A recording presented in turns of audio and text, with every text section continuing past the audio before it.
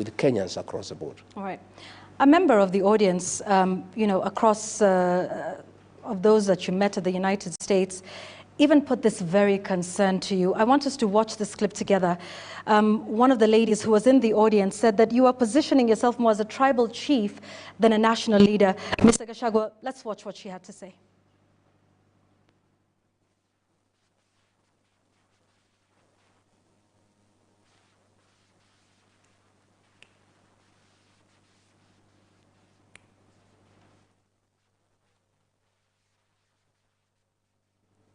All right, we had a technical issue. We want to fix the sound and make sure that we can all hear that, both you, Mr. Gachangwa, and those who are watching us at this moment. And I think she was referring to everything that had been happening with the young people in this country, and perhaps how you were addressing the various communities in there.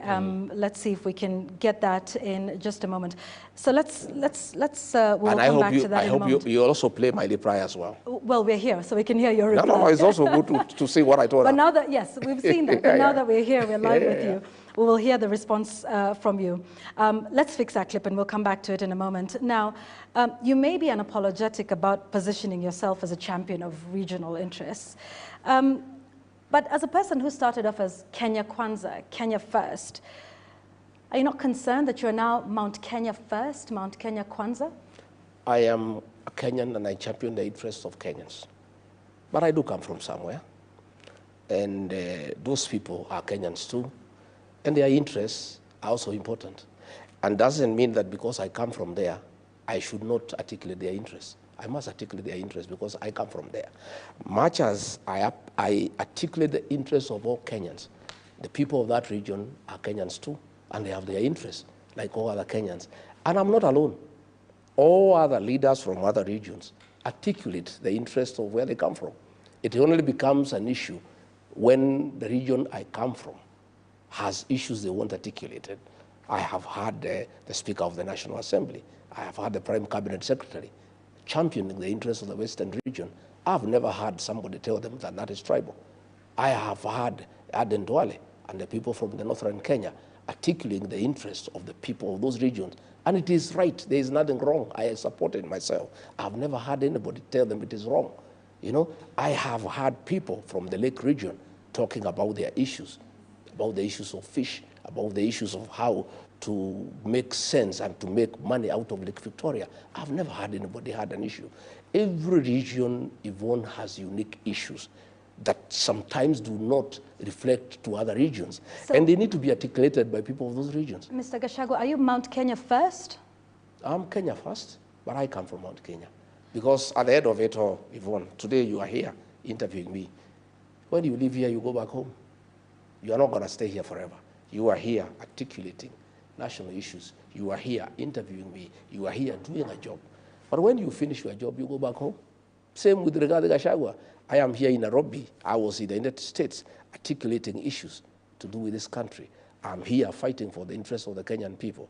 But on Saturday, I'll go to Amunyoro. And when I go to Amunyoro, I must listen to what the people of Amunyoro are saying because they too are Kenyans. All right. I want us to, I think we've now sorted out that issue because that may be a narrative that does not necessarily relate with the young people or the Gen Z of this nation. Let's listen. You need, Mheshimiwa, to start positioning yourself as a national leader, not as a tribal leader. And I know many people won't like what I'm saying, but it's the truth. The first mistake that has been done in this event is speaking Kikuyu. I watched a speech about you in Boston, and the speech was a good speech, but there's something you said that Kikuyus to economic, are more hardworking, paraphrasing, economic, we've grown the country. But we have done that because we are a beneficiary of the system of Jomo Kenyatta. Are you able to put my reply? Please do that here live now. I was very happy with that young girl. To start with, my forums were not a praise and worship session. I didn't want people to come and praise and worship me and agree with me 100%. I was very happy to have negative criticism. and had an opportunity to explain to the young girl that when I speak to people, my work is to give them hope and to give them encouragement. When I met some Mount Kenya people in Boston, they are business people there, I had to affirm them and say what is their place in our growth of our economy. What do you think is the place of the Mount Kenya people in the economy? They are hardworking. I said you people are hardworking. You are industrious. You are central in the Kenyan economy. And I'm very happy that the same industry I see back home is what I see here in Boston. And you must continue with that spirit. Those people who I met in Boston were from the Mount Kenya. I speak their language. I had no business speaking to them in English because I was in Boston. The fact that I was in Boston did not make me English. I was still Kikuyu. They were all Kikuyus. They had called me for a buzi in a traditional way because I'm an elder. And they said, we have an organization here from home. We want you to come as an elder. We give you buzi. And when I rose to speak to them, I spoke to them in our language. And I just talked to them about industry, about working hard. And I was very happy with what they are doing. And I told them even back at home, this community is hardworking and it plays a very central role in the economic development of our country.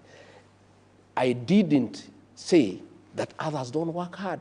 I didn't say others are not important. And Yvonne, even you are an anchor.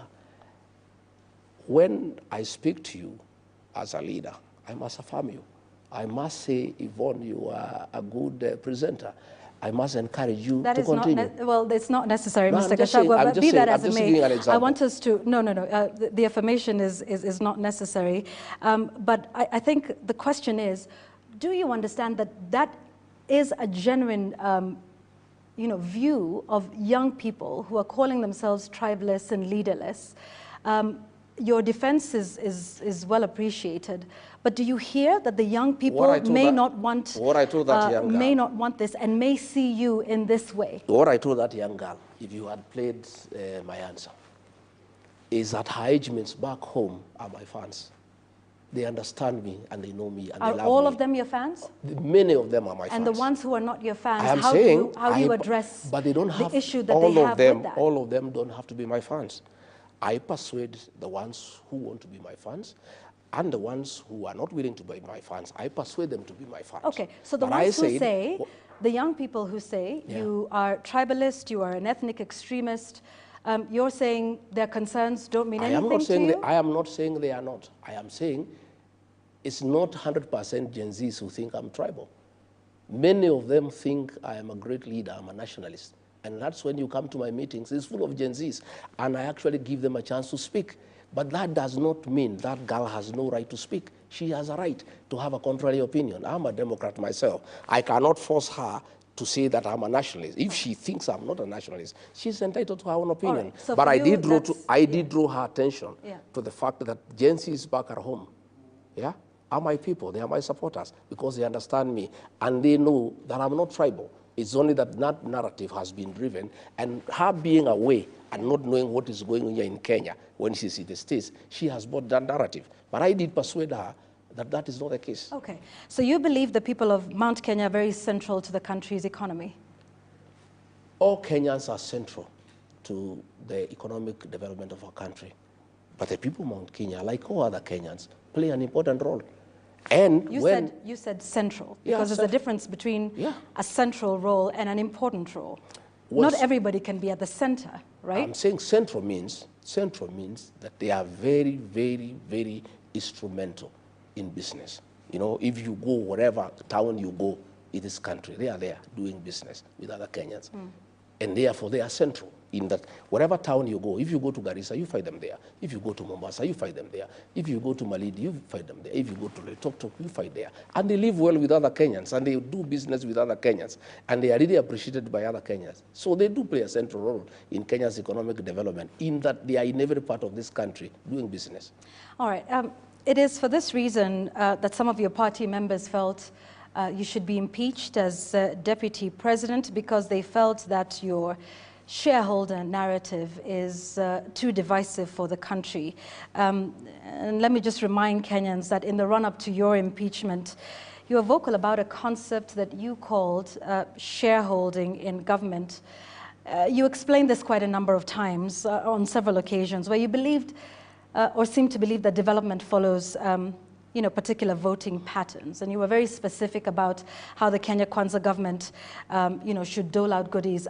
I want us together to watch what you said about the shareholding narrative in government, and then we can seek some more understanding. Hii serikali ni kampuni na ni ya shares. Si ndio? Ni ya shares. Kuna wenye kampuni, wale wako na shares mingi, kuna wale wako na chache, kuna wale hawana. Sasa nyinyi mliinvest kwa hii kampuni ya William Ruto na Rigathi Gachagua. Sasa lazima mvune. Yule ambaye alipanda atafanya nini? Si mlipanda?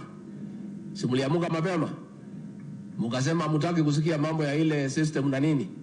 Mukainvest, mukapanda, mukapalilia, mukaweka mbolea, mukamwagilia maji, wakati ya kuvuna ndio huu. Najua wengine wananikashifu ati mimi nasema ati wale walipanda wavune kwanza. Iko makosa? Iko makosa? Hata hao watavuna, lakini wangoje. Si wale walipanda na wavune kwanza. Wakishavuna wavune, ile tabaki kidogo, wale wakupanda waingie, watafute huko nini, ile tapatikana wachukue, wakwende. Si yuko namna hiyo? Mr. Gachagua, maybe you've never been given an opportunity. I want to do that now. Please explain to us this shareholding concept and how does it work? Even this matter has been taken out of context. Government formation is a process. And a coalition government is formed based on an agreement. I sat down with William Ruto and on behalf of the mountain people, negotiated our expectation from his government. And he negotiated the votes he wanted from our region. And he did negotiate with me that he wanted 70% of our votes.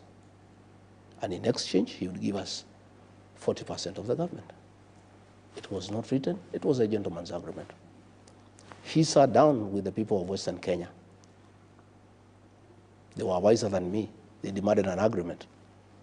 He demanded 70% of their vote. They demanded 30% of government. He sat with Kingi from the coast, and Kingi demanded certain things that will be done when government is formed. I was simply following the honoring of that agreement, that what was promised and what was agreed on must be honored. And I was saying, we made an agreement that we are investing in this government, and this is our expectation. And Yvonne, it is not that it is anything that I was coming out from the blue.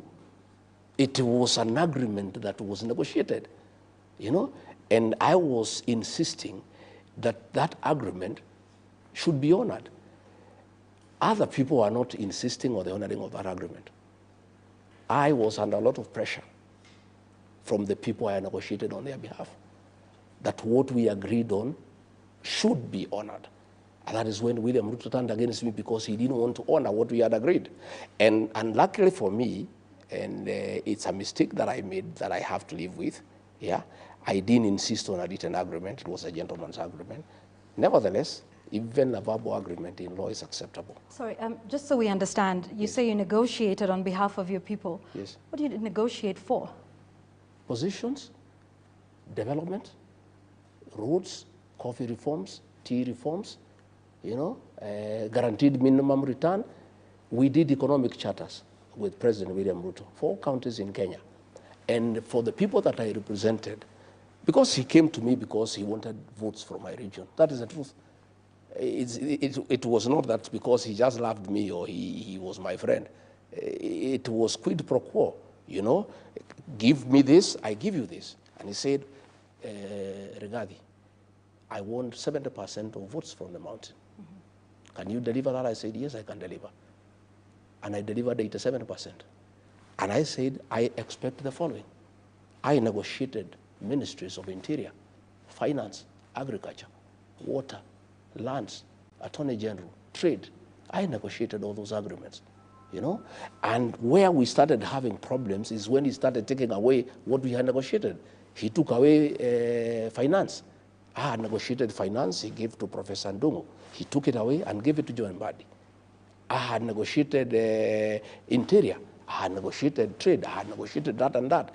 Because Vaughan, and that is where many people probably fight like... Although John Mbadi came after you. No, I'm just saying along the way. Okay. That agreement still stands, whether I'm there or not. Is because I negotiated on behalf of our people who voted. All right. And then they delivered. They gave him 7% of the votes. So they honored part of the agreement because the agreement was 70%. So this was on behalf of the people of Mount Kenya? Yes, yes, yes. We don't hear much of the complaints from the people of Mount Kenya about whatever these agreements that were not made. You wouldn't know. Why is there a rebellion in that mountain? That is the issue. It's only that I speak out. Other leaders don't speak out because they have been compromised. I speak out. And why do I speak out, Vaughan? Because I'm the one who entered the agreement on their behalf. I am the one who is taken to task, yeah, by the population. You came and promised us. You told us we vote for this man. Yeah, we are going to have coffee reforms. We are going to have tea reforms. We are going to fight alcohol. Yeah. We are going to do ABCD. We are going to improve the environment for business. Now, things have turned upside down.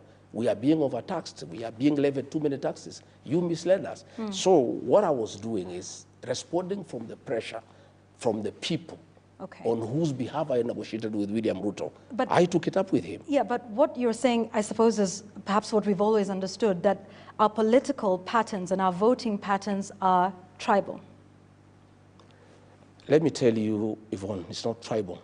It's coalitions are coalitions. No, but you said, you know, when there was an agreement that was made with you on behalf of the people of Mount Kenya, with Emerson Kingi on behalf of the people from his region. So you're making this tacit admission now as former Deputy President of the Republic and a party leader that our voting and our political patterns are based along tribal lines.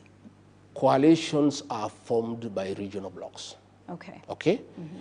And William Ruto sought me out and my people. He sought Kingi, he sought Wetangula and Musalia.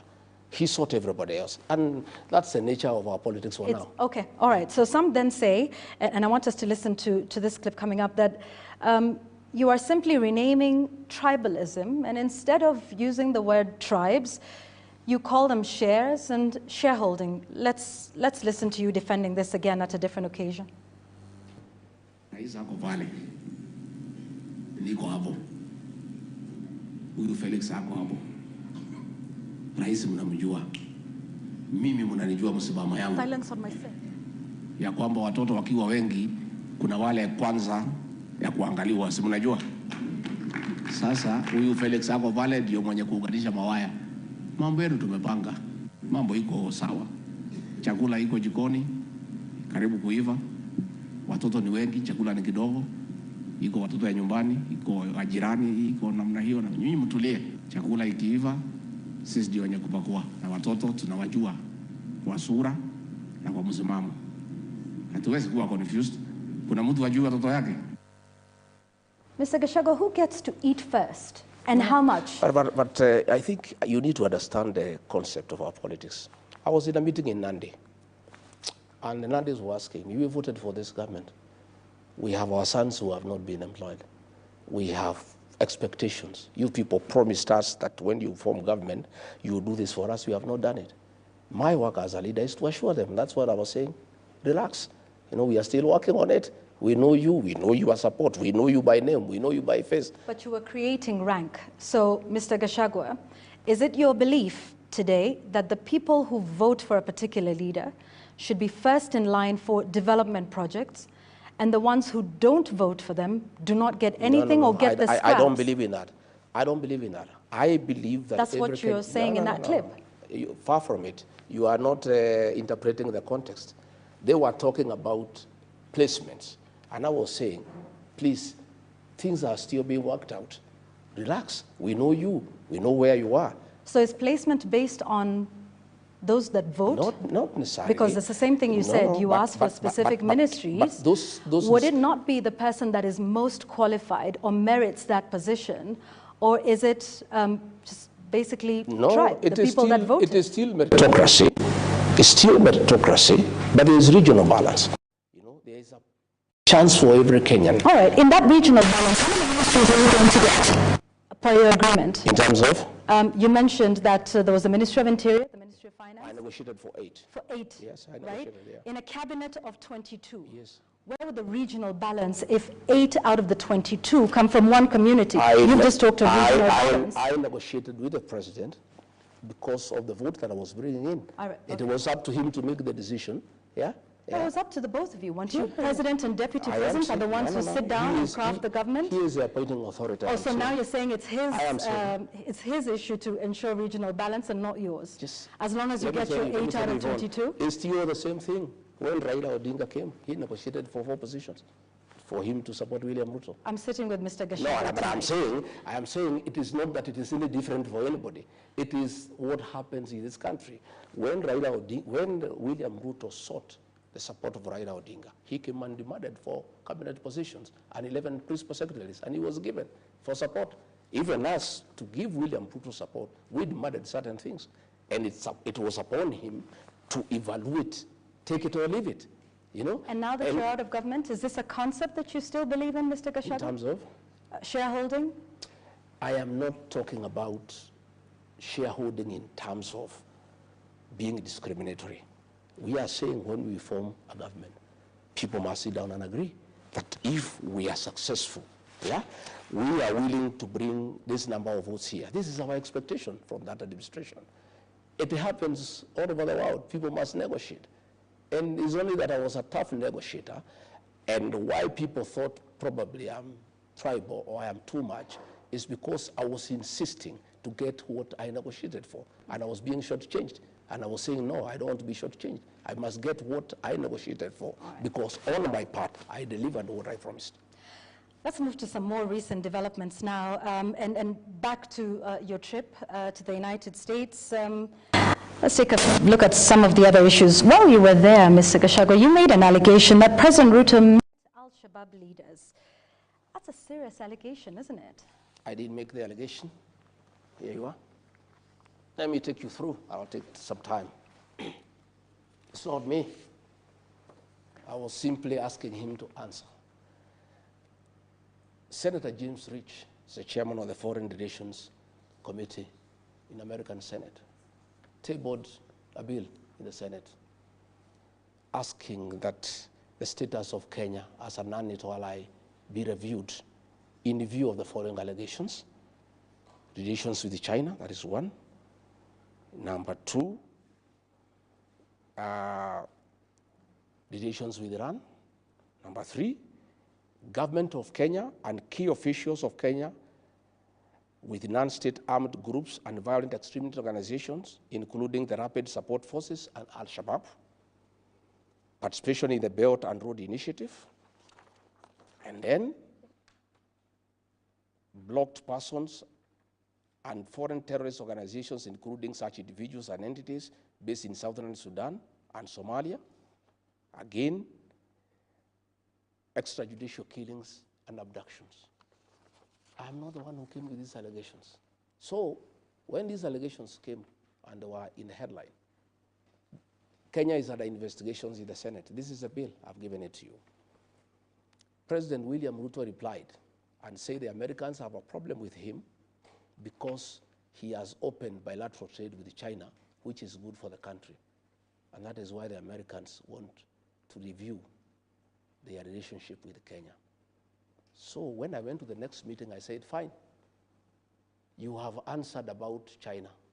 What about the other allegations?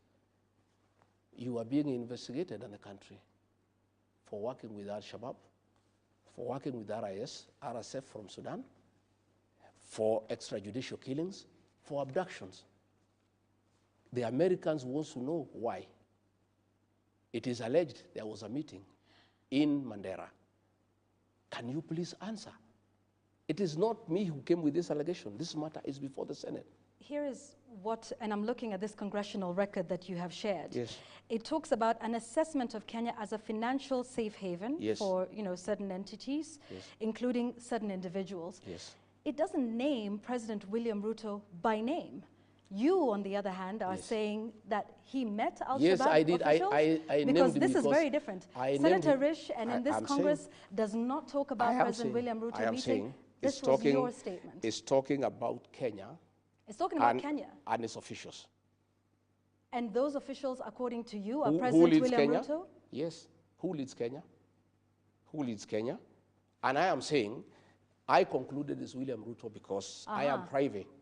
I am private, and I've said it before. Yeah. On record, that President William Ruto has a working relationship with Hemeti, the leader of RSF. I have said that, and I have evidence. I'm the one who facilitated the meeting. Okay.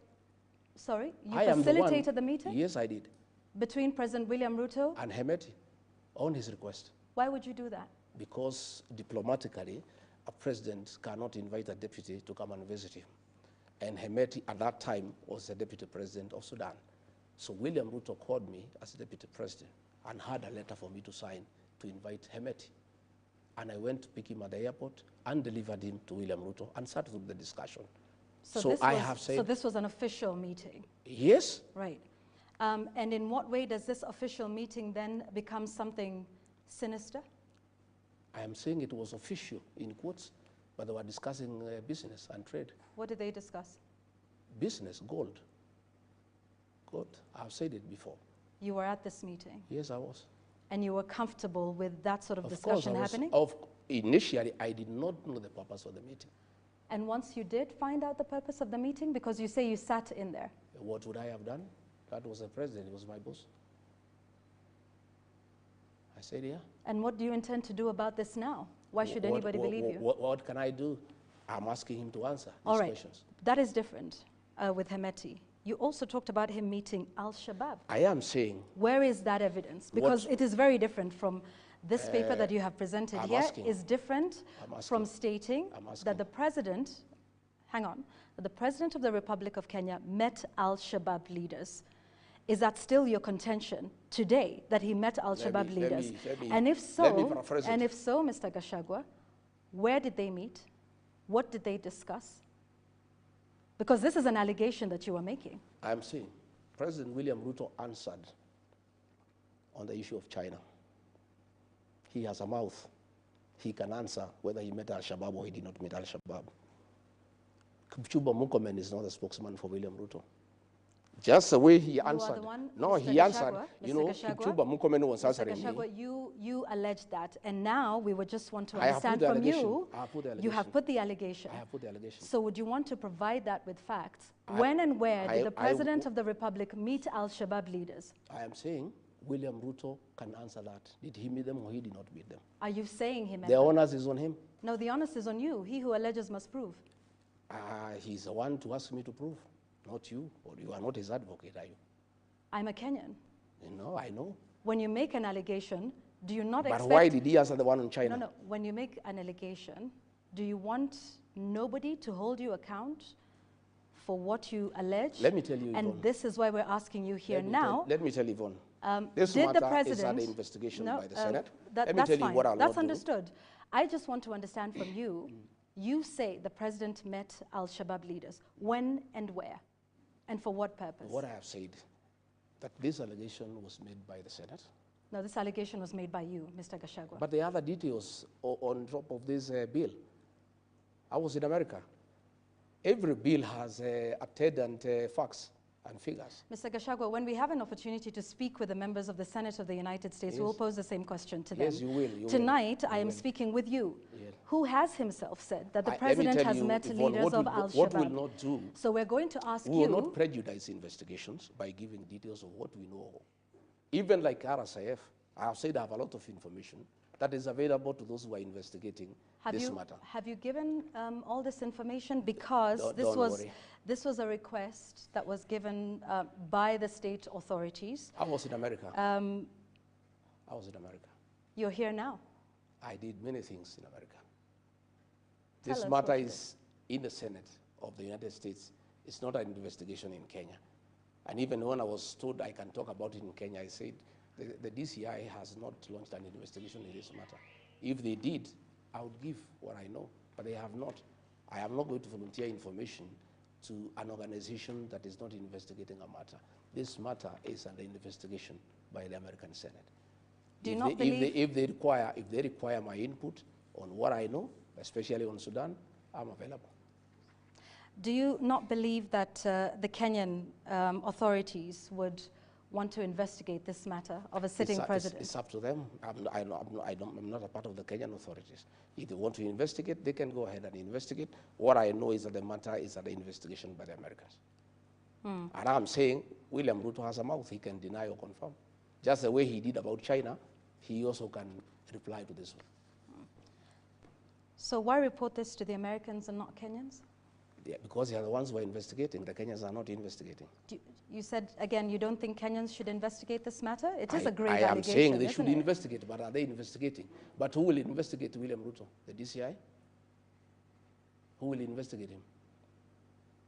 Who? You don't think they're capable of conducting an investigation? How can he investigate him? Extrajudicial killings and abductions have happened. Can he be investigated? And why are you not asking me about abductions and extrajudicial killings? People who have been killed here. We'll get to that, Mr. Gachangwa. We have a long night tonight. Yeah. We will do all of these so what I'm saying, Yvonne, you give information to an investigation that is ongoing. The Kenyan authorities are not investigating this matter, and they are not going to investigate it because they cannot investigate it. So the matter is dead as far as Kenya is concerned. Luckily for us, the matter is under investigation in the American Senate. And I believe they will see the light of the day. Yeah. On that note, let's take a break. We have much, much more to talk about, including what's happening in the country, extrajudicials, like you say. We will have a state of the nation sort of assessment when we return here on The Explainer. Tonight, we're speaking with former Deputy President Rigathi Gachagwa and party leader of DCP on a wide range of issues. Let's take a break.